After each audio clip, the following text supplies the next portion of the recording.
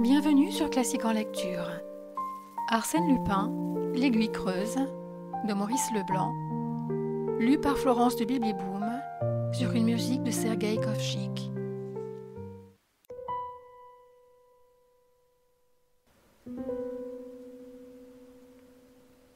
Chapitre 7. Le traité de l'aiguille. Il est 4 heures du matin. Isidore n'est pas rentré au lycée. Il n'y rentrera pas avant la fin de la guerre sans merci qu'il a déclarée à Lupin. Cela, il se les jurait tout bas, pendant que ses amis l'emportaient en voiture, tout défaillant et meurtri. Serment insensé, guerre absurde et illogique. Que peut-il faire, lui, enfant isolé et sans armes, contre ce phénomène d'énergie et de puissance? Par où l'attaquer? Il est inattaquable. Où le blesser? Il est invulnérable. Où l'atteindre? Il est inaccessible. 4 heures du matin. Isidore a de nouveau accepté l'hospitalité de son camarade de Janson. Debout devant la cheminée de sa chambre, les coudes plantés droit sur le marbre, les 2 poings au menton, il regarde son image que lui renvoie la glace. Il ne pleure plus, il ne veut plus pleurer, ni se tordre sur son lit, ni se désespérer comme il le fait depuis 2 heures. Il veut réfléchir et comprendre. Et ses yeux ne quittent pas ses yeux dans le miroir, comme s'il espérait doubler la force de sa pensée en contemplant son image pensive et trouver au fond de cet être-là l'insoluble solution qu'il ne trouve pas en lui. Jusqu'à 6 heures, il reste ainsi.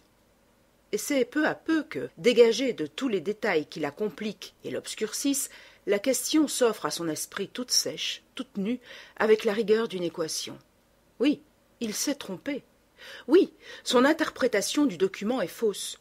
Le mot « aiguille » ne vise point le château des bords de la Creuse. Et de même, le mot « demoiselle » ne peut pas s'appliquer à Raymonde de Saint-Véran et à sa cousine, puisque le texte du document remonte à des siècles.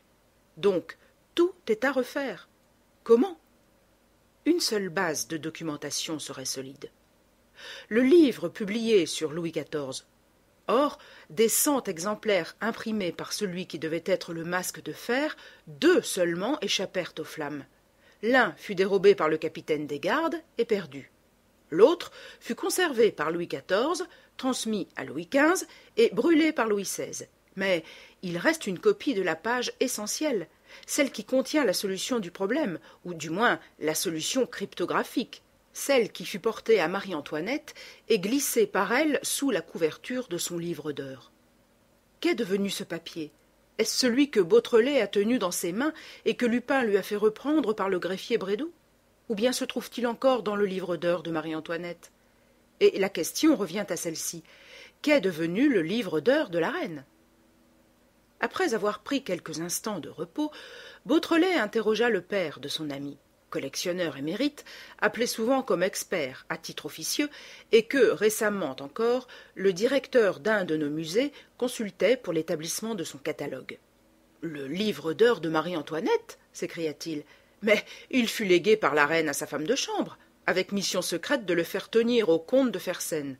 Pieusement conservé dans la famille du comte, il se trouve depuis 5 ans dans une vitrine. » Dans une vitrine? Du musée Carnavalet, tout simplement. Et ce musée sera ouvert d'ici 20 minutes.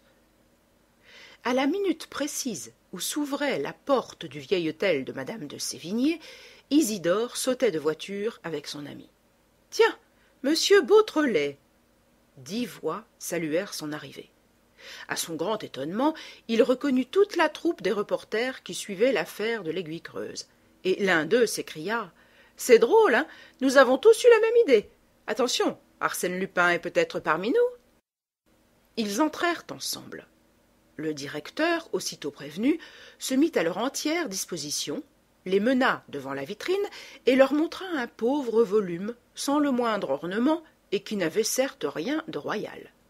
Un peu d'émotion tout de même les envahit à l'aspect de ce livre que la reine avait touché en des jours si tragiques, que ses yeux rougis de larmes avaient regardé, et ils n'osaient le prendre et le fouiller, comme s'ils avaient eu l'impression d'un sacrilège. « Voyons, monsieur Beautrelet, c'est une tâche qui vous incombe. » Il prit le livre d'un geste anxieux. La description correspondait bien à celle que l'auteur de la brochure en avait donnée. D'abord, une couverture de parchemin sali, noirci, usé par places, et au-dessous, la vraie reliure en cuir rigide. Avec quel frisson Beautrelet s'enquit de la poche dissimulée. Était-ce une fable, ou bien retrouverait-il encore le document écrit par Louis XVI et légué par la reine à son ami fervent? À la première page, sur la partie supérieure du livre, pas de cachette. « Rien, murmura-t-il. « Rien, redirent-ils en écho, palpitant. Mais, à la dernière page, ayant un peu forcé l'ouverture du livre, il vit tout de suite que le parchemin se décollait de la reliure. Il glissa les doigts. Quelque chose, oui, il sentit quelque chose, un papier. « Oh !» fit-il victorieusement. « Voilà, est-ce possible ?»« Vite, vite !» lui cria-t-on. « Qu'attendez-vous » Il tira une feuille, pliée en deux. « Eh bien, lisez ! Il y a des mots à l'encre rouge, tenez, on dirait du sang tout pâle. Lisez donc !» Il lut. « À vous, Fersen, pour mon fils, 16 octobre 1793, Marie-Antoinette. » Et soudain, Beautrelet poussa une exclamation de stupeur. Sous la signature de la reine, il y avait à l'encre noire 2 mots soulignés d'un paraphe. 2 mots. Arsène Lupin. Tous, chacun à son tour, ils saisirent la feuille et le même cri s'échappait aussitôt. Marie-Antoinette, Arsène Lupin. Un silence les réunit. Cette double signature, ces 2 noms accouplés, découverts au fond du livre d'heures, cette relique où dormait depuis plus d'1 siècle l'appel désespéré de la pauvre reine, cette date horrible, 16 octobre 1793, jour où tomba la tête royale, tout cela était d'un tragique morne et déconcertant. « Arsène Lupin !» balbutia l'une des voix, soulignant ainsi ce qu'il y avait d'effarant à voir ce nom diabolique au bas de la feuille sacrée. « Oui, Arsène Lupin !» répéta Beautrelet. L'ami de la reine n'a pas su comprendre l'appel désespéré de la mourante. Il a vécu avec le souvenir que lui avait envoyé celle qu'il aimait, et il n'a pas deviné la raison de ce souvenir. Lupin a tout découvert, lui, et il a pris. Il a pris quoi? Le document, parbleu! Le document écrit par Louis XVI, et c'est cela que j'ai tenu entre mes mains. Même apparence, même configuration, même cachet rouge. Je comprends pourquoi Lupin n'a pas voulu me laisser un document dont je pouvais tirer parti par le seul examen du papier, des cachets, etc. Et alors, puisque le document dont je connais le texte est authentique, puisque j'ai vu la trace des cachets rouges, puisque Marie-Antoinette elle-même certifie par ce mot de sa main que tout le récit de la brochure reproduite par M. Massiban est authentique, puisqu'il existe vraiment un problème historique de l'aiguille creuse, je suis sûr de réussir. Comment? Authentique ou non, le document, si vous ne parvenez pas à le déchiffrer, ne sert à rien, puisque Louis XVI a détruit le livre qui en donnait l'explication. Oui, mais l'autre exemplaire, arraché aux flammes par le capitaine des gardes du roi Louis XIV, n'a pas été détruit. Qu'en savez-vous? Prouvez le contraire? Beautrelet se tut, puis lentement les yeux clos, comme s'il cherchait à préciser et à résumer sa pensée, il prononça « Possesseur du secret, le capitaine des gardes commence par en livrer des parcelles dans le journal que retrouve son arrière-petit-fils. » Puis, le silence. Le mot de l'énigme, il ne le donne pas. Pourquoi? Parce que la tentation d'user du secret s'infiltre peu à peu en lui et qu'il y succombe. La preuve? Son assassinat. La preuve? Le magnifique joyau découvert sur lui et que, indubitablement, il avait tiré de tel trésor royal dont la cachette, inconnue de tous, constitue précisément le mystère de l'aiguille creuse. Lupin me l'a laissé entendre. Lupin ne mentait pas. De sorte, Beautrelet, que vous concluez? Je conclus qu'il faut faire autour de cette histoire le plus de publicité possible, et qu'on sache par tous les journaux que nous recherchons un livre intitulé « Le traité de l'aiguille ». Peut-être le dénichera-t-on au fond de quelque bibliothèque de province. Tout de suite, la note fut rédigée, et tout de suite, sans même attendre qu'elle pût produire un résultat, Beautrelet se mit à l'œuvre. Un commencement de piste se présentait. L'assassinat avait eu lieu aux environs de Gaillon. Le jour même, il se rendit dans cette ville. Certes, Il n'espérait point reconstituer un crime perpétré 200 ans auparavant, mais tout de même, il est certains forfaits qui laissent des traces dans les souvenirs, dans les traditions des pays. Les chroniques locales les recueillent. Un jour, tel érudit de province, tel amateur de vieilles légendes, tel évocateur des petits incidents de la vie passée en fait l'objet d'un article de journal ou d'une communication à l'académie de son chef-lieu. Il en vit 3 ou 4 de ces érudits.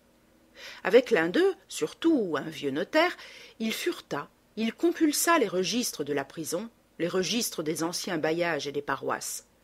Aucune notice ne faisait allusion à l'assassinat d'un capitaine des gardes au XVIIe siècle.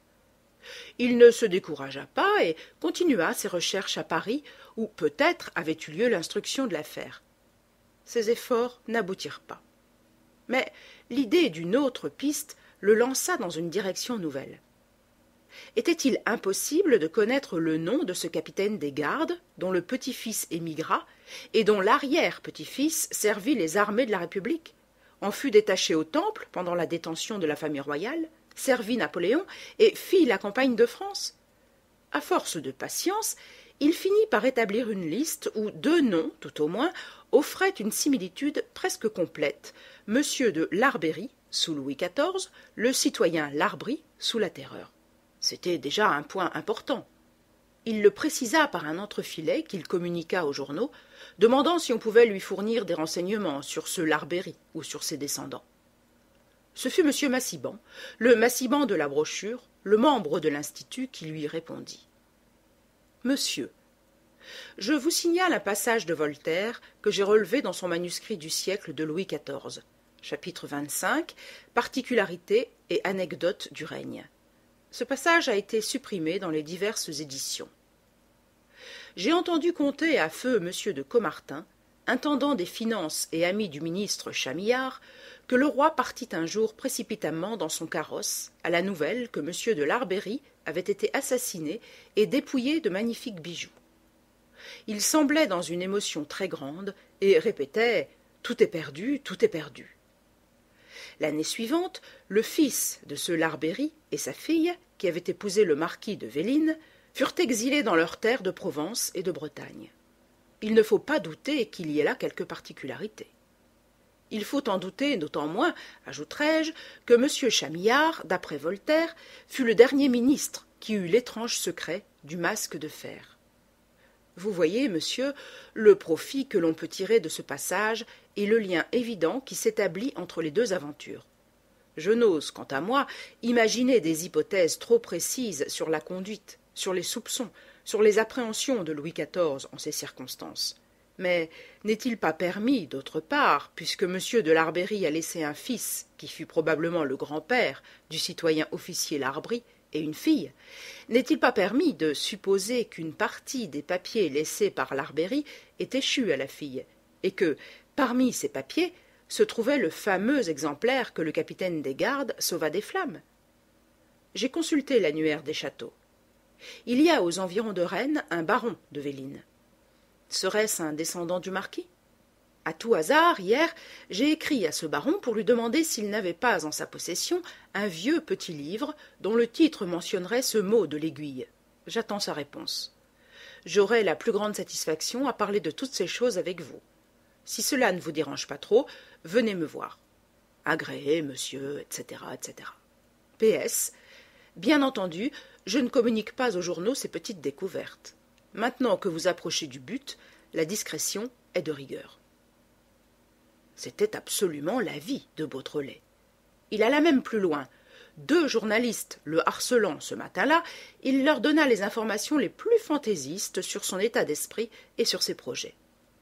L'après-midi, il courut en hâte chez Massiban, qui habitait au numéro 17 du quai Voltaire. À sa grande surprise, il apprit que Massiban venait de partir à l'improviste, lui laissant un mot au cas où il se présenterait. Isidore décacheta et lut. « Je reçois une dépêche qui me donne quelque espérance. Je pars donc et coucherai à Rennes. Vous pourriez prendre le train du soir et, sans vous arrêter à Rennes, continuer jusqu'à la petite station de Vélines. Nous nous retrouverions au château, situé à 4 kilomètres de cette station. » Le programme plut à Beautrelet, et surtout l'idée qu'il arriverait au château en même temps que Massiban, car il redoutait quelque gaffe de la part de cet homme inexpérimenté. Il rentra chez son ami et passa le reste de la journée avec lui. Le soir, il prenait l'express de Bretagne. À 6 heures, il débarquait à Véline. Il fit à pied, entre des bois touffus, les 4 kilomètres de route. De loin, il aperçut sur une hauteur un long manoir, construction assez hybride, mêlée de Renaissance et de Louis-Philippe, mais ayant grand air tout de même, avec ses 4 tourelles et son pont-levis emmailloté de lierre. Isidore sentait son cœur battre en approchant. Touchait-il réellement au terme de sa course? Le château contenait-il la clé du mystère? Il n'était pas sans crainte. Tout cela lui semblait trop beau, et il se demandait si, cette fois encore, il n'obéissait pas à un plan infernal, combiné par Lupin, si Massiban n'était pas, par exemple, un instrument entre les mains de son ennemi. Il éclata de rire. « Allons, je deviens comique. On croirait vraiment que Lupin est un monsieur infaillible qui prévoit tout, une sorte de Dieu tout-puissant contre lequel il n'y a rien à faire. Que diable, Lupin se trompe. Lupin, lui aussi, est à la merci des circonstances. Lupin fait des fautes, et c'est justement grâce à la faute qu'il a faite en perdant le document que je commence à prendre barre sur lui. Tout découle de là, et ses efforts, en somme, ne servent qu'à réparer la faute commise. » Et joyeusement, en plein de confiance, Beautrelet sonna. « Monsieur Désir ?» dit un domestique apparaissant sur le seuil. « Le baron de Véline peut-il me recevoir ?» Et il tendit sa carte. « Monsieur le baron n'est pas encore levé, mais si monsieur veut l'attendre… »« Est-ce qu'il n'y a pas déjà quelqu'un qui l'a demandé, un monsieur à barbe blanche, un peu voûté ?» fit Beautrelet, qui connaissait Massiban par les photographies que les journaux avaient données. « Oui, ce monsieur est arrivé il y a 10 minutes. Je l'ai introduit dans le parloir. Si monsieur veut bien me suivre également. » L'entrevue de Massiban et de Beautrelet fut tout à fait cordiale. Isidore remercia le vieillard des renseignements de premier ordre qu'il lui devait, et Massiban lui exprima son admiration de la façon la plus chaleureuse. Puis ils échangèrent leurs impressions sur le document, sur les chances qu'ils avaient de découvrir le livre, et Massiban répéta ce qu'il avait appris relativement à M. de Véline.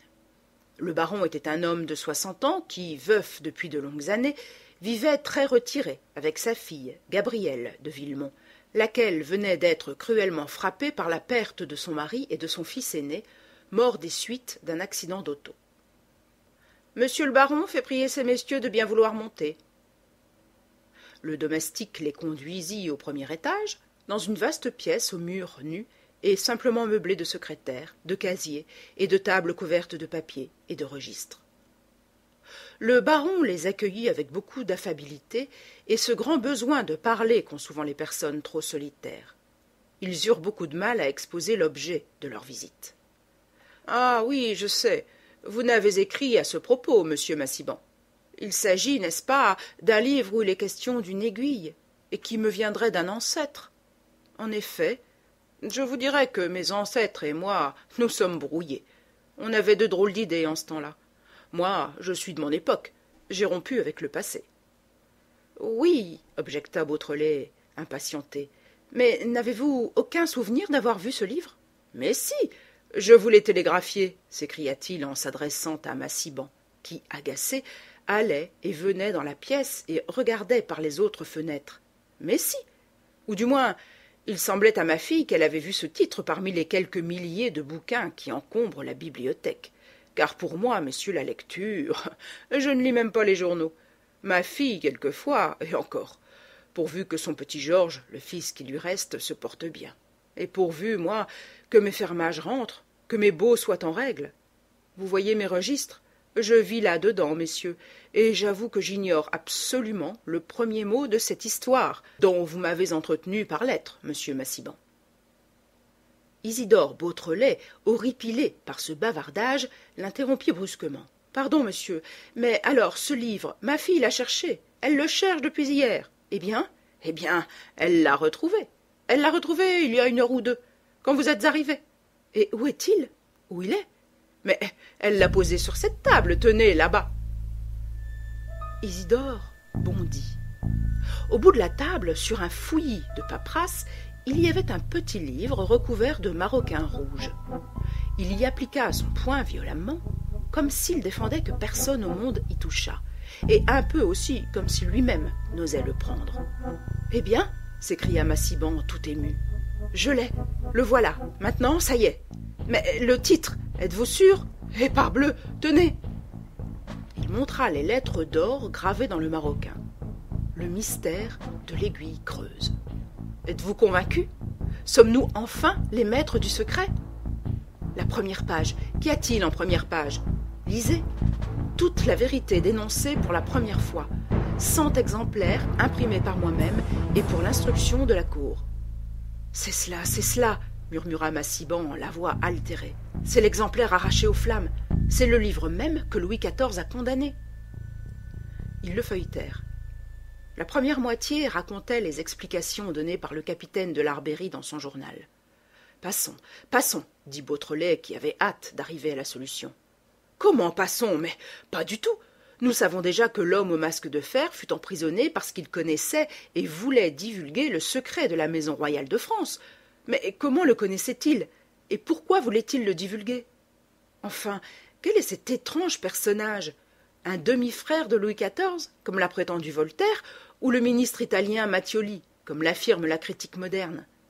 Bigre, ce sont là des questions d'un intérêt primordial.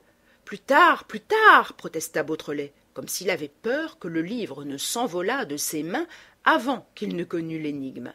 Mais, objecta Massiban, que passionnaient ces détails historiques, nous avons le temps après. Voyons d'abord l'explication. Soudain, Beautrelet s'interrompit. Le document. Au milieu d'une page, à gauche, ses yeux voyaient les 5 lignes mystérieuses de points et de chiffres. D'un regard, il constata que le texte était identique à celui qu'il avait tant étudié.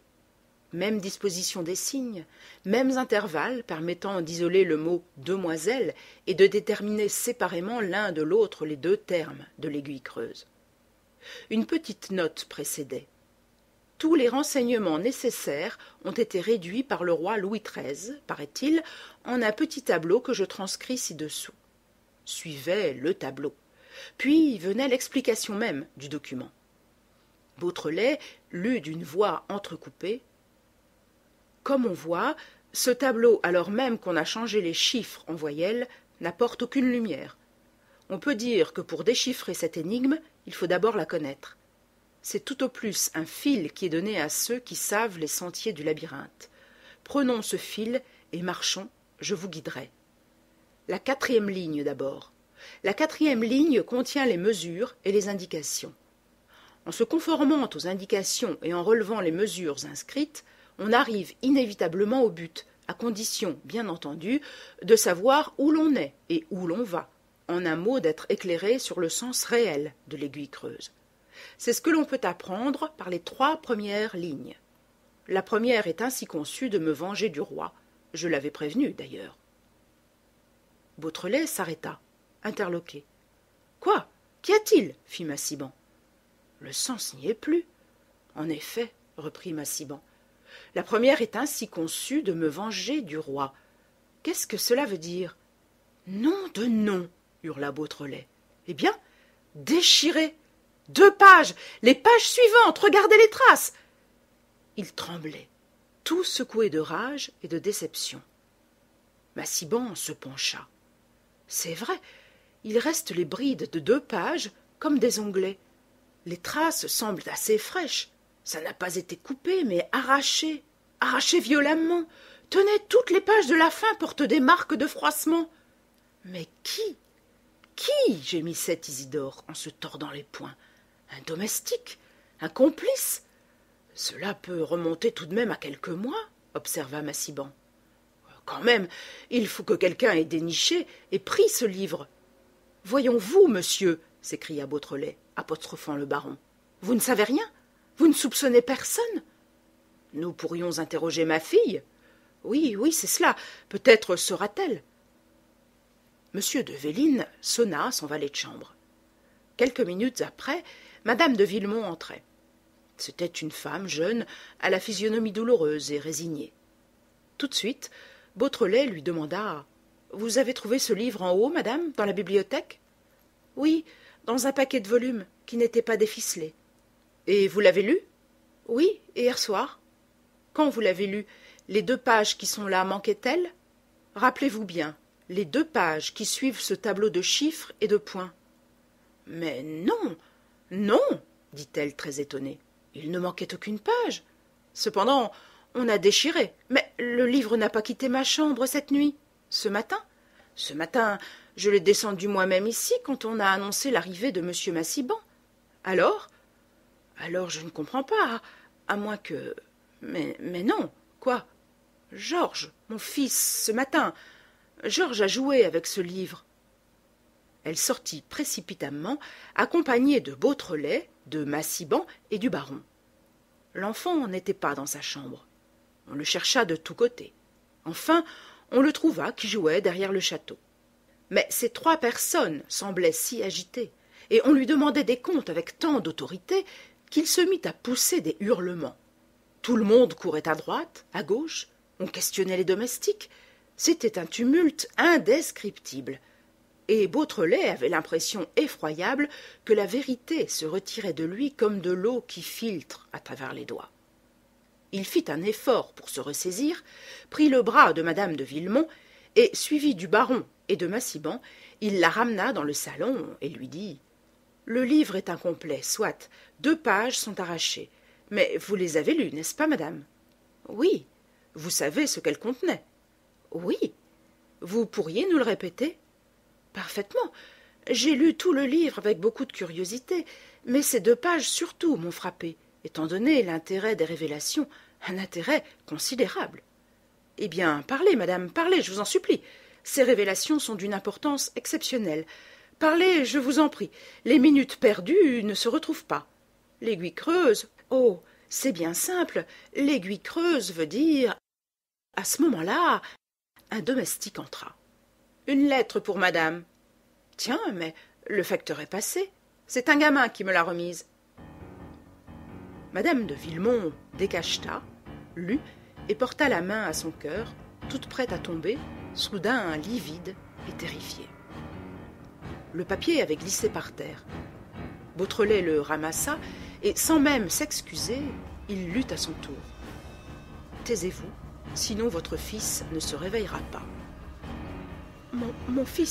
Mon fils, bégayait-elle, si faible qu'elle ne pouvait même pas aller au secours de celui qu'on menaçait. Beautrelet la rassura. « Ce n'est pas sérieux, il y a là une plaisanterie. Voyons, qui aurait intérêt, à moins, insinua Massiban, que ce soit Arsène Lupin ?» Beautrelet lui fit signe de se taire. Il le savait bien, parbleu, que l'ennemi était là, de nouveau, attentif et résolu à tout. C'est pourquoi, justement, il voulait arracher à madame de Villemont les mots suprêmes, si longtemps attendus, et les arracher sur-le-champ, à la minute même. « Je vous en supplie, madame, remettez-vous. Nous sommes tous là. Il n'y a aucun péril. » Allait-elle parler ? Il le crut. Il l'espéra. Elle balbutia quelques syllabes, mais la porte s'ouvrit encore. La bonne, cette fois, entra. Elle semblait bouleversée. « Monsieur Georges, madame, monsieur Georges !» D'un coup, la mère retrouva toutes ses forces. Plus vite que tous, et poussée par un instinct qui ne trompait pas, elle dégringola les marches de l'escalier, traversa le vestibule et courut vers la terrasse. Là, sur un fauteuil, le petit Georges était étendu, immobile. « Eh bien, quoi, il dort ? Il s'est endormi subitement, madame, dit la bonne. J'ai voulu l'en empêcher, le porter dans sa chambre, il dormait déjà, et ses mains étaient froides. »« Froides ?» balbutia la mère. « Oui, c'est vrai. Ah, mon Dieu, pourvu qu'il se réveille !» Beautrelet glissa ses doigts dans une de ses poches, saisit la crosse de son revolver, de l'index agrippa la gâchette, sortit brusquement l'arme et fit feu sur Massiban. D'avance, pour ainsi dire, comme s'il épiait les gestes du jeune homme, Massiban avait esquivé le coup. Mais déjà Beautrelet s'était élancé sur lui en criant au domestique « À moi, c'est Lupin !» Sous la violence du choc, Massiban fut renversé sur un des fauteuils d'osier. Au bout de 7 ou 8 secondes, il se releva, laissant Beautrelet étourdi, suffocant et tenant dans ses mains le revolver du jeune homme. « Bien, parfait, ne bouge pas. T'en as pour 2 ou 3 minutes, pas davantage, mais vrai, t'as mis le temps à me reconnaître. Faut-il que je lui ai bien pris sa tête au massiban ?» Il se redressa, et d'aplomb maintenant sur ses jambes, le torse solide, l'attitude redoutable, il ricana en regardant les 3 domestiques pétrifiés, et le baron ahuri. « Isidore, t'as fait une boulette. Si tu ne leur avais pas dit que j'étais Lupin, ils me sautaient dessus. Et des gaillards comme cela, bigre, que serais-je devenu, mon Dieu? 1 contre 4. » Il s'approcha d'eux. « Allons, mes enfants, n'ayez pas peur, je ne vous ferai pas de bobos. Tenez, voulez-vous un bout de sucre d'orge? Ça vous remontera. Ah, toi, par exemple, tu vas me rendre mon billet de 100 francs. Oui, oui, je te reconnais. C'est toi que j'ai payé tout à l'heure pour porter la lettre à ta maîtresse. Allons, vite, mauvais serviteur. » Il prit le billet bleu que lui tendit le domestique et le déchira en petits morceaux. « L'argent de la trahison, ça me brûle les doigts. » Il enleva son chapeau et, s'inclinant très bas devant madame de Villemont, « Me pardonnez-vous, madame. Les hasards de la vie, de la mienne surtout, obligent souvent à des cruautés dont je suis le premier à rougir. Mais soyez sans crainte pour votre fils, c'est une simple piqûre, une petite piqûre au bras que je lui ai faite pendant qu'on l'interrogeait. Dans 1 heure tout au plus, il n'y paraîtra pas. Encore une fois, toutes mes excuses, mais j'ai besoin de votre silence. » Il salua de nouveau, remercia M. de Vélines de son aimable hospitalité, prit sa canne, alluma une cigarette, en offrit une au baron, donna un coup de chapeau circulaire, cria d'un petit ton protecteur à Beautrelet « Adieu, bébé !» et s'en alla tranquillement en lançant des bouffées de cigarette dans le nez des domestiques. Beautrelet attendit quelques minutes. Madame de Villemont, plus calme, veillait son fils. Il s'avança vers elle dans le but de lui adresser un dernier appel. Leurs yeux se croisèrent, il ne dit rien. Il avait compris que jamais, maintenant, quoi qu'il arrivât, elle ne parlerait. Là encore, dans ce cerveau de mère, le secret de l'Aiguille Creuse était enseveli aussi profondément que dans les ténèbres du passé.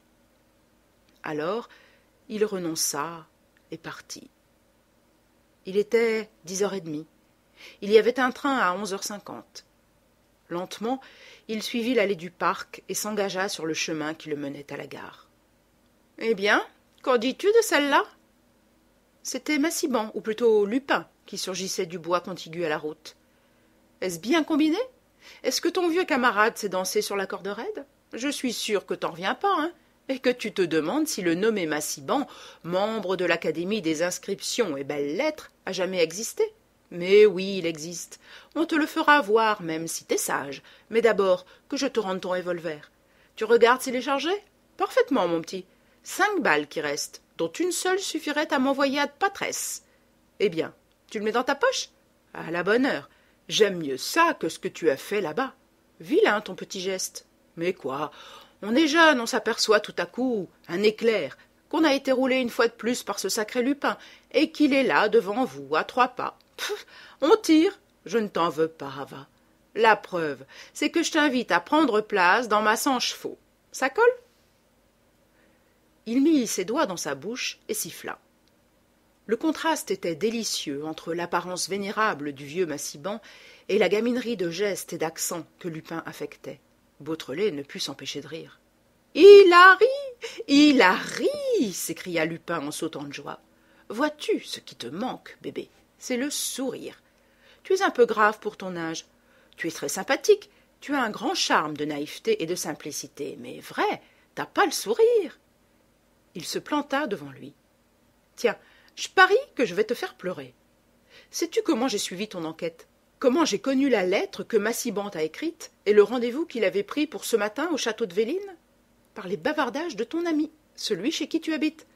Tu te confies à cet imbécile-là, et il n'a rien de plus pressé que de tout confier à sa petite amie. Et sa petite amie n'a pas de secret pour Lupin.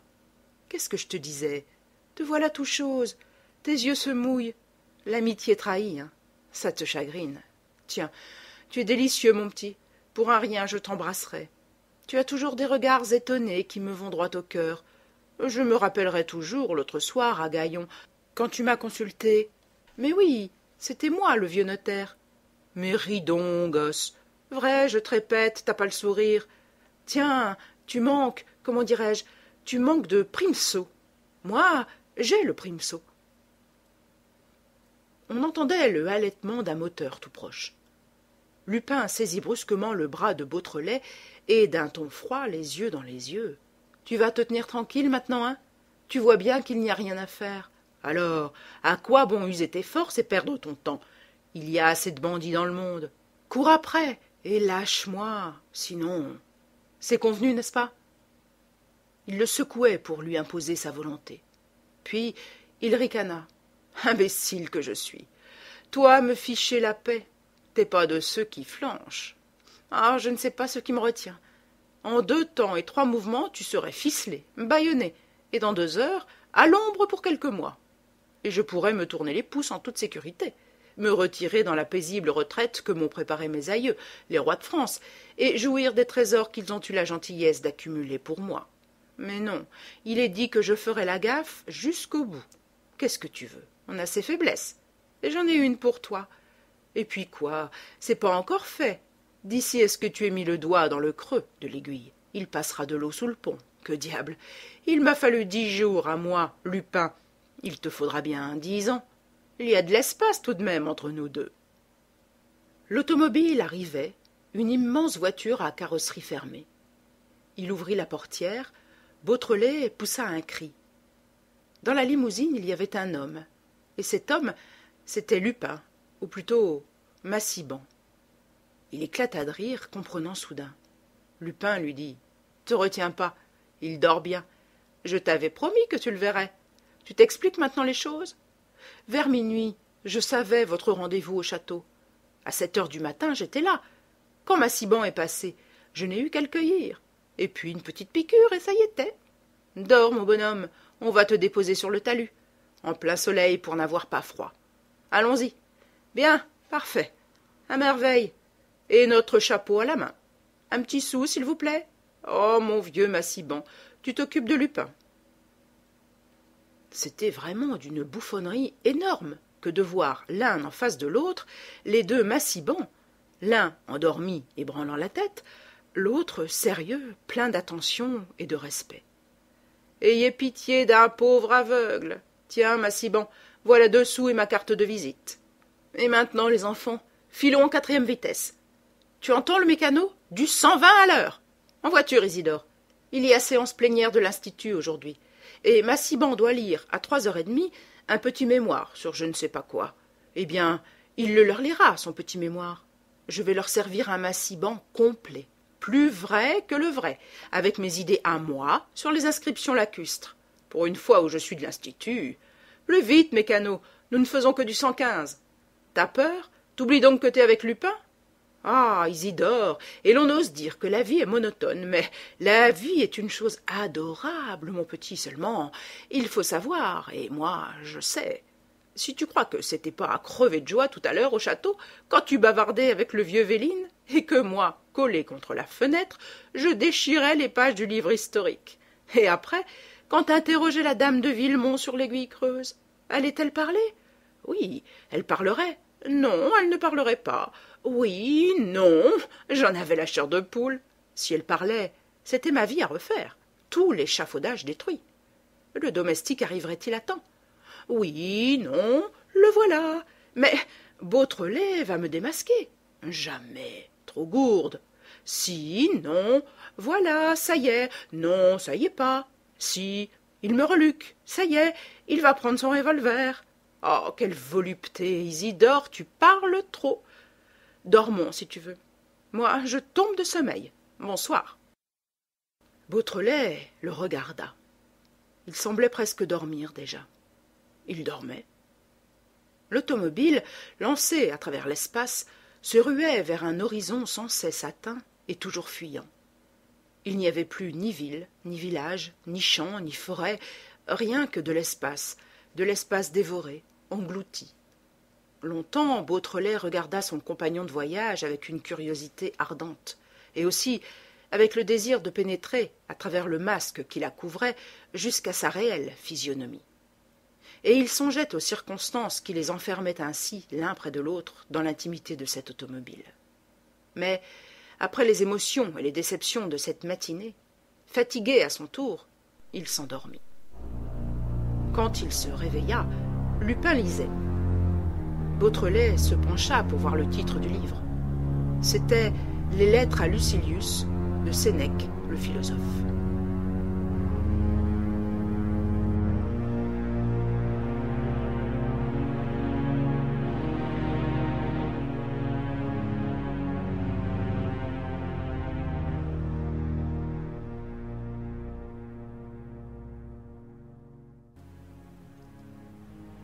Chapitre 8.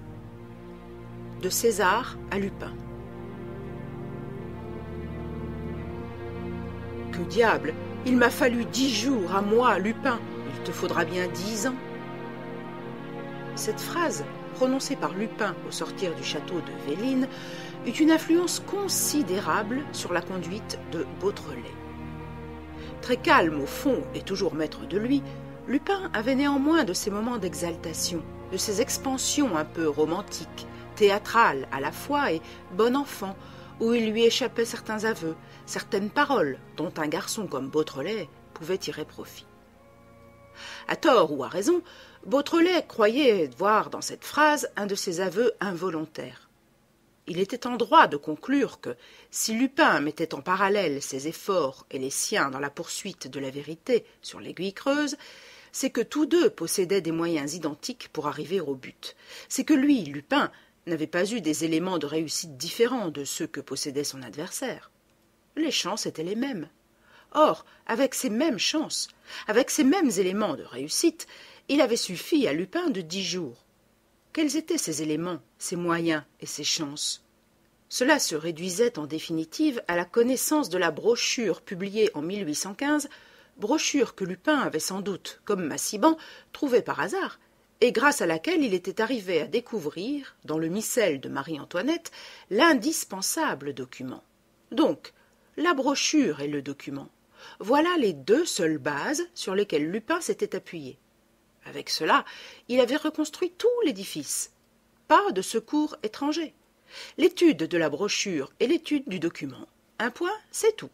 Eh bien, Beautrelet ne pouvait-il se cantonner sur le même terrain? À quoi bon une lutte impossible? À quoi bon ces vaines enquêtes où il était sûr, si tant est qu'il évitât les embûches multipliées sous ses pas, de parvenir, en fin de compte, au plus pitoyable des résultats? Sa décision fut nette et immédiate, et, tout en s'y conformant, il avait l'intuition heureuse qu'il était sur la bonne voie. Tout d'abord, il quitta sans inutile récrimination son camarade de Janson de Sailly. Et, prenant sa valise, il alla s'installer, après beaucoup de tours et de détours, dans un petit hôtel situé au centre même de Paris. De cet hôtel, il ne sortit point pendant des journées entières. Tout au plus mangeait-il à la table d'hôte. Le reste du temps, enfermé à clé, les rideaux de la chambre hermétiquement clos, il songeait. 10 jours, avait dit Arsène Lupin. Beautrelet, s'efforçant d'oublier tout ce qu'il avait fait et de ne se rappeler que les éléments de la brochure et du document, ambitionnait ardemment de rester dans les limites de ces 10 jours. Le 10e, cependant, passa, et le 11e, et le 12e. Mais le 13e jour, une lueur se fit en son cerveau, et très vite, avec la rapidité déconcertante de ces idées qui se développent en nous comme des plantes miraculeuses, la vérité surgit, s'épanouit, se fortifia. Le soir de ce 13e jour, il ne savait certes pas le mot du problème, mais il connaissait en toute certitude une des méthodes qui pouvaient en provoquer la découverte, la méthode féconde que Lupin, sans aucun doute, avait utilisée. Méthode fort simple et qui découlait de cette unique question. Existe-t-il un lien entre tous les événements historiques, plus ou moins importants, auxquels la brochure rattache le mystère de l'Aiguille creuse? La diversité des événements rendait la réponse difficile. Cependant, de l'examen approfondi auquel se livra Beautrelet, il finit par se dégager un caractère essentiel à tous ces événements. Tous, sans exception, se passaient dans les limites de l'ancienne Neustrie, lesquelles correspondent à peu près à l'actuelle Normandie. Tous les héros de la fantastique aventure sont normands, ou le deviennent, ou agissent en pays normand. Quelle passionnante chevauchée à travers les âges! Quel émouvant spectacle que celui que tous, ces barons, ducs et rois, partant de points si opposés et se donnant rendez-vous en ce coin du monde. Au hasard, Beautrelet feuilleta l'histoire. C'est Rolles ou Rollon, premier duc normand, qui est maître du secret de l'aiguille après le traité de Saint-Clair-sur-Epte. C'est Guillaume le Conquérant, duc de Normandie, roi d'Angleterre, dont l'étendard est percé à la façon d'une aiguille. C'est à Rouen que les Anglais brûlent Jeanne d'Arc, maîtresse du secret. Et tout à l'origine de l'aventure, qu'est-ce que ce chef des Calettes qui paye sa rançon à César avec le secret de l'aiguille, sinon le chef des hommes du pays de Caux, situé au cœur même de la Normandie? L'hypothèse se précise, le champ se rétrécit. Rouen, les rives de la Seine, le pays de Caux. Il semble vraiment que toutes les routes convergent de ce côté. Si l'on cite plus particulièrement deux rois de France, maintenant que le secret, perdu pour les ducs de Normandie et pour leurs héritiers les rois d'Angleterre, est devenu le secret royal de la France, c'est Henri IV qui fit le siège de Rouen et gagna la bataille d'Arc aux portes de Dieppe. Et c'est François Ier qui fonda le Havre et prononça cette phrase révélatrice: « Les rois de France portent des secrets qui règlent souvent le sort des villes. » Rouen, Dieppe, Le Havre, les trois sommets du triangle, les trois grandes villes qui occupent les trois pointes. Au centre, le pays de Caux. Le XVIIe siècle arrive. Louis XIV brûle le livre où l'inconnu révèle la vérité. Le capitaine de l'Arbéry s'empare d'un exemplaire, profite du secret qu'il a violé, dérobe un certain nombre de bijoux et, surpris par des voleurs de grand chemin, meurt assassiné. Or, quel est le lieu où se produit le guet-apens? Gaillon. Gaillon, petite ville située sur la route qui mène du Havre, de Rouen ou de Dieppe à Paris. Un an après, Louis XIV achète un domaine et construit le château de l'Aiguille. Quel emplacement choisit-il? Le centre de la France.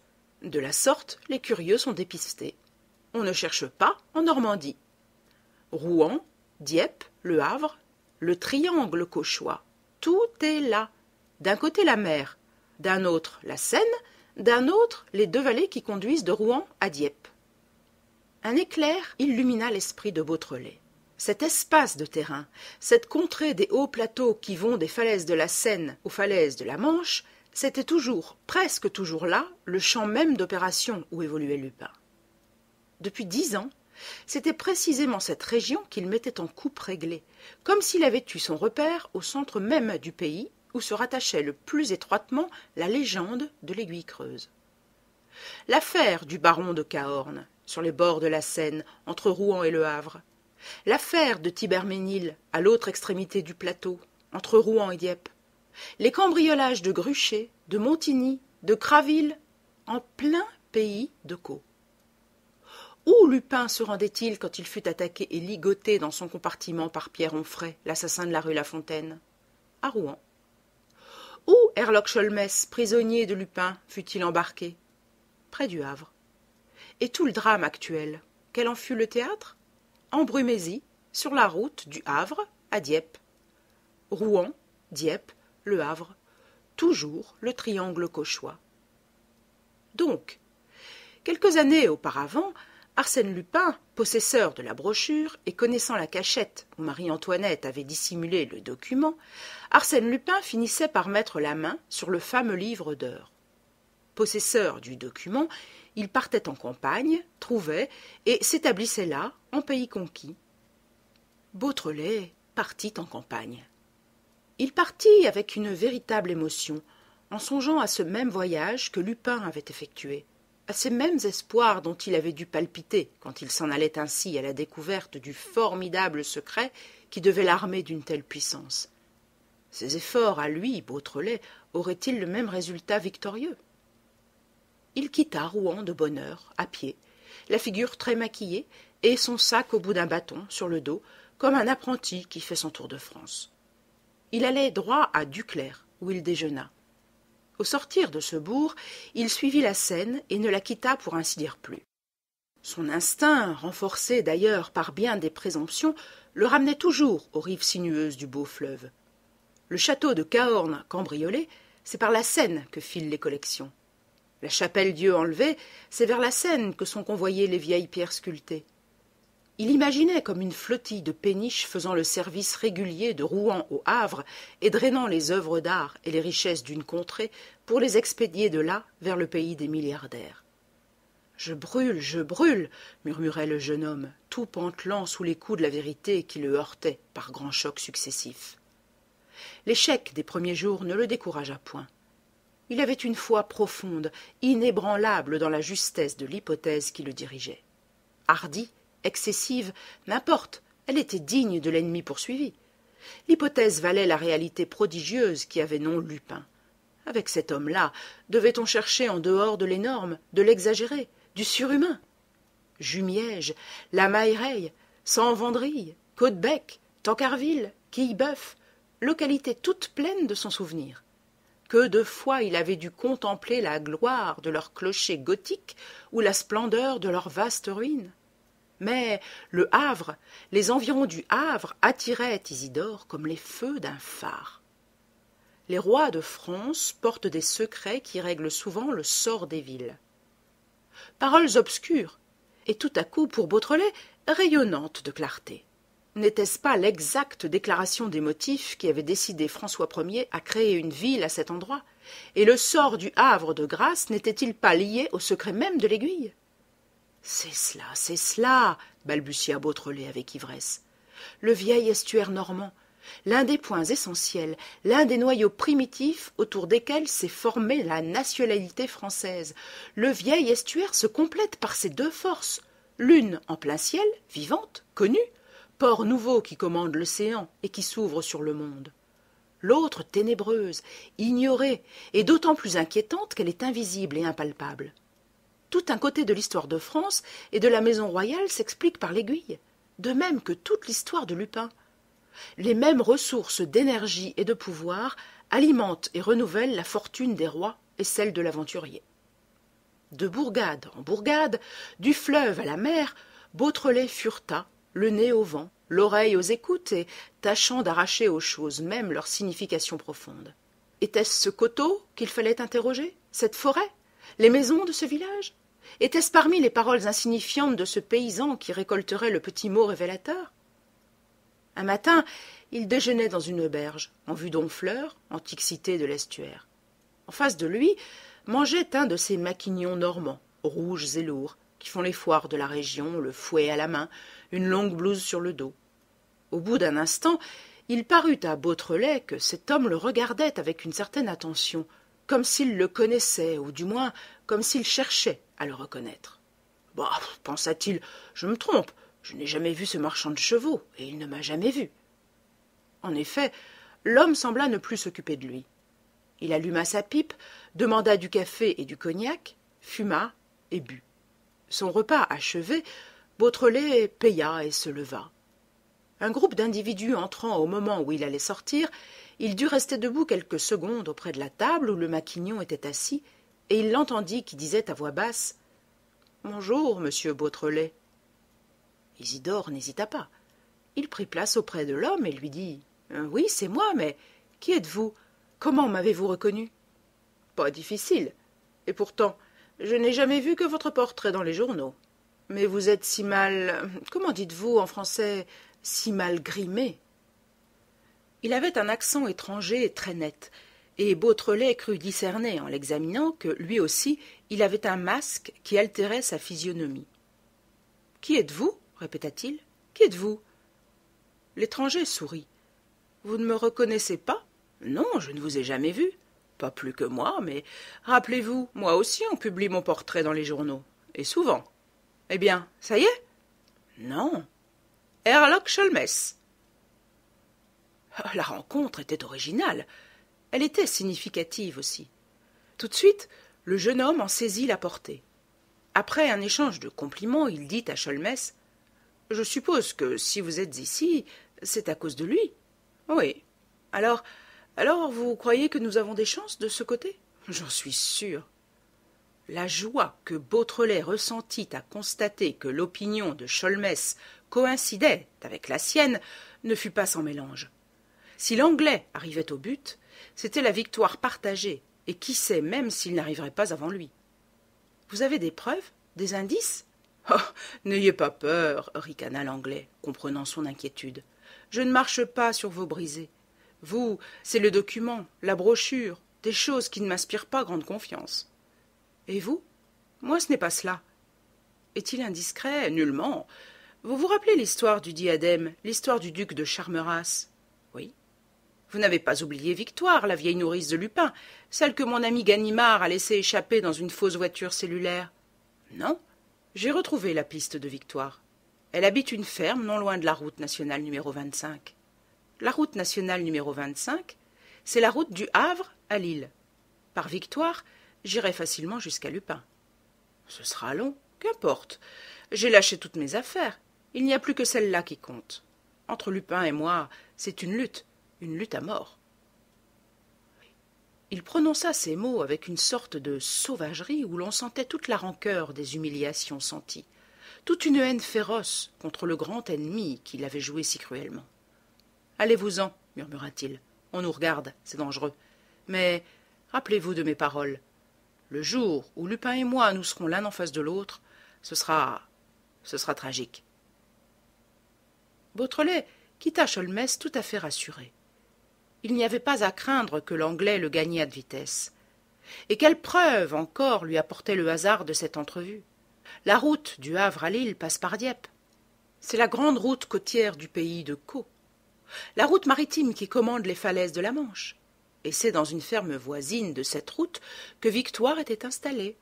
Victoire, c'est-à-dire Lupin, puisque l'un n'allait pas sans l'autre, le maître sans la servante, toujours aveuglément dévoué. « Je brûle, se répétait le jeune homme.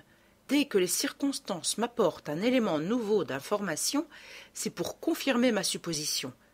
D'un côté, certitude absolue des bords de la Seine, de l'autre, certitude de la route nationale. Les deux voies de communication se rejoignent au Havre, à la ville de François Ier, la ville du secret. Les limites se resserrent. Le pays de Caux n'est pas grand, et ce n'est encore que la partie ouest du pays que je dois fouiller. » Il se remit à l'œuvre avec acharnement. Ce que Lupin a trouvé, il n'y a aucune raison pour que je ne le trouve pas, ne cessait-il de dire en lui-même.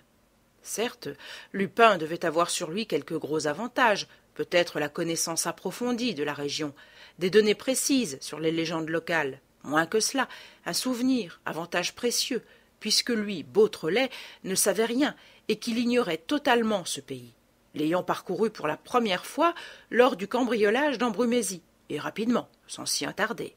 Mais qu'importe. Dût-il consacrer 10 ans de sa vie à cette enquête, il la mènerait à bout. Lupin était là, il le voyait, il le devinait. Il l'attendait à ce détour de route, à la lisière de ce bois, au sortir de ce village. Et chaque fois déçu, il semblait qu'il trouvât en chaque déception une raison plus forte de s'obstiner encore. Souvent, il se jetait sur le talus de la route et s'enfonçait éperdument dans l'examen du document tel qu'il emportait toujours sur lui la copie, c'est-à-dire avec la substitution des voyelles aux chiffres. Souvent aussi, selon son habitude, il se couchait à plat ventre dans l'herbe haute et songeait des heures. Il avait le temps, l'avenir lui appartenait. Avec une patience admirable, il allait de la Seine à la mer, et de la mer à la Seine, s'éloignant par degrés, revenant sur ses pas, et n'abandonnant le terrain que lorsqu'il n'y avait plus théoriquement aucune chance d'y puiser le moindre renseignement. Il étudia, il scruta Montivilliers, Saint-Romain, Octeville et Gonneville, et Criquetot. Il frappait le soir chez les paysans et leur demandait le gîte. Après dîner, on fumait ensemble et l'on devisait. Et il leur faisait raconter des histoires qu'ils se racontaient aux longues veillées d'hiver. Et toujours cette question sournoise. « Et l'aiguille, la légende de l'aiguille creuse, vous ne la savez pas ?»« Ma foi, non, je ne vois pas ça. Cherchez bien. Un conte de vieille bonne femme, quelque chose où il s'agit d'une aiguille enchantée peut-être, que sais-je ? Rien. Aucune légende, aucun souvenir. et le lendemain, il repartait avec allégresse. Un jour, il passa par le joli village de Saint-Jouin qui domine la mer et descendit parmi le chaos de rocs qui s'est éboulé de la falaise. Puis, il remonta sur le plateau et s'en alla vers la valeuse de Bruneval, vers le cap d'Antifère, vers la petite crique de Belle-Plage. Il marchait gaiement et légèrement, un peu las, mais si heureux de vivre, si heureux même qu'il oubliait Lupin et le mystère de l'Aiguille creuse, et Victoire, et Cholmès, et qu'il s'intéressait au spectacle des choses, au ciel bleu, à la grande mer d'émeraude, toute éblouissante de soleil. Des talus rectilignes, des restes de murs en briques, où il crut reconnaître les vestiges d'un camp romain, l'intriguèrent. Puis, il aperçut une espèce de petit castel, bâti à l'imitation d'un fort ancien, avec tourelles lézardées, hautes fenêtres gothiques, qui était situé sur un promontoire déchiqueté, montueux, rocailleux, et presque détaché de la falaise. Une grille, flanquée de garde-fous et de broussailles de fer, en défendait les 3 passages. Non sans peine, Beautrelet réussit à le franchir. Au-dessus de la porte ogivale que fermait une vieille serrure rouillée, il lut ces mots « Fort de Fréfossé ». Il n'essaya pas d'entrer, et, tournant à droite, il aborda, après avoir descendu une petite pente, un sentier qui courait sur une arête de terre munie d'une rampe en bois. Tout au bout, il y avait une grotte de proportions exiguës, formant comme une guérite à la pointe du roc, où elle était creusée, un roc abrupt tombant dans la mer. On pouvait tout juste tenir debout au centre de la grotte. Des multitudes d'inscriptions s'entrecroisaient sur ces murs. Un trou presque carré, percé à même la pierre, s'ouvrait en lucarne du côté de la terre, exactement face au fort de Fréfossé, dont on apercevait à 30 ou 40 mètres la couronne crénelée. Beautrelet jeta son sac et s'assit. La journée avait été lourde et fatigante. Il s'endormit un instant. Le vent frais qui circulait dans la grotte l'éveilla. Il resta quelques minutes immobile et distrait, les yeux vagues. Il essayait de réfléchir, de reprendre sa pensée encore engourdie. Et déjà, plus conscient, il allait se lever quand il eut l'impression que ses yeux, soudain fixes, soudain agrandis, regardaient. Un frisson l'agita. Ses mains se crispèrent, et il sentit que des gouttes de sueur se formaient à la racine de ses cheveux. « Non, non, balbutia-t-il, c'est un rêve, une hallucination. Voyons, serait-ce possible ?» Il s'agenouilla brusquement et se pencha. 2 lettres énormes, d'un pied chacune peut-être, apparaissaient, gravées en relief dans le granit du sol. Ces 2 lettres, sculptées grossièrement mais nettement, et dont l'usure des siècles avait arrondi les angles et patiné la surface, ces 2 lettres, c'était un D et un F. Un D et un F. Miracle bouleversant. Un D et un F, précisément 2 lettres du document, les 2 seules lettres du document. Ah, Beautrelet n'avait même pas besoin de le consulter pour évoquer ce groupe de lettres à la 4e ligne, la ligne des mesures et des indications. Il les connaissait bien. Elles étaient inscrites à jamais au fond de ses prunelles, incrustées à jamais dans la substance même de son cerveau. Il se releva, descendit le chemin escarpé, remonta le long de l'ancien fort, de nouveau s'accrocha pour passer au piquant du garde-fou et marcha rapidement vers un berger dont le troupeau paissait au long sur une ondulation du plateau. Cette grotte là-bas, cette grotte. Ses lèvres tremblaient et il cherchait des mots qu'il ne trouvait pas. Le berger le contemplait avec stupeur. Enfin, il répéta « Oui, cette grotte qui est là, à droite du fort, a-t-elle un nom ?»« Dame, tous ceux d'Étretat disent comme ça que c'est les Demoiselles. »« Quoi ? Quoi, que dites-vous ?»« Ben oui, la chambre des Demoiselles. » Isidore fut sur le point de lui sauter à la gorge, comme si toute la vérité résidait en cet homme, et qu'il espéra la lui prendre d'un coup, la lui arracher. Les Demoiselles, un des mots, un des seuls mots connus du document. Un vent de folie ébranla Beautrelet sur ses jambes, et cela s'enflait autour de lui, soufflait comme une bourrasque impétueuse qui venait du large, qui venait de la terre, qui venait de toutes parts et le fouettait à grands coups de vérité. Il comprenait. Le document lui apparaissait avec son sens véritable. La chambre des demoiselles Étretat. C'est cela, pensa-t-il, l'esprit envahi de lumière. Ce ne peut être que cela. Mais comment ne l'ai-je pas deviné plus tôt? Il dit au berger, à voix basse, « Bien, va-t'en, tu peux t'en aller, merci. » L'homme interdit siffla son chien et s'éloigna. Une fois seul, Beautrelet retourna vers le fort. Il l'avait déjà presque dépassé quand, tout à coup, il s'abattit à terre et resta blotti contre un pan de mur. Et il songeait en se tordant les mains. « Suis-je fou? Et s'il me voit? Si ses complices me voient? Depuis 1 heure, je viens. » Il ne bougea plus. Le soleil s'était couché, la nuit peu à peu se mêlait au jour, estompant la silhouette des choses. Alors, par menus gestes insensibles, à plat ventre, se glissant, rampant, il s'avança sur une des pointes du promontoire, jusqu'au bout extrême de la falaise. Il y parvint. Du bout de ses mains étendues, il écarta des touffes d'herbe, et sa tête émergea au-dessus de l'abîme. En face de lui, presque au niveau de la falaise, en pleine mer, se dressait un roc énorme, haut de plus de 80 mètres, obélisque colossal, d'aplomb sur sa large base de granit que l'on apercevait au ras de l'eau et s'effilait ensuite jusqu'au sommet, ainsi que la dent gigantesque d'un monstre marin. Blanc comme la falaise, d'un blanc gris et sale, l'effroyable monolithe était strié de lignes horizontales marquées par du silex, et où l'on voyait le lent travail des siècles accumulant les unes sur les autres les couches calcaires et les couches de galets. De place en place, une fissure, une anfractuosité, et tout de suite, là, un peu de terre, de l'herbe, des feuilles. Et tout cela puissant, solide, formidable, avec un air de chose indestructible contre quoi l'assaut furieux des vagues et des tempêtes ne pouvait prévaloir. Tout cela définitif, immanent, grandiose, malgré la grandeur du rempart de falaise qui le dominait, immense, malgré l'immensité de l'espace où cela s'érigeait.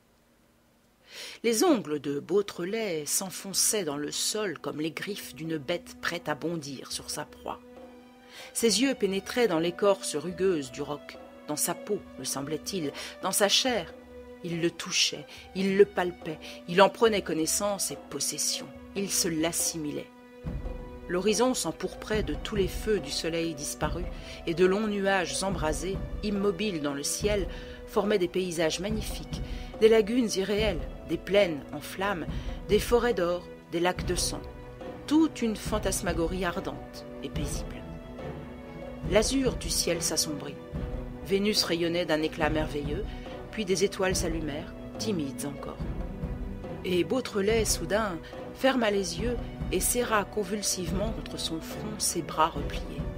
Là-bas, oh, il pensa en mourir de joie, tellement l'émotion fut cruelle qui étreignit son cœur. Là-bas, presque en haut de l'aiguille d'Étretat, en dessous de la pointe extrême autour de laquelle voltigeaient des mouettes, un peu de fumée qui suintait d'une crevasse, ainsi qu'une cheminée invisible, un peu de fumée montait en lente spirale dans l'air calme du crépuscule.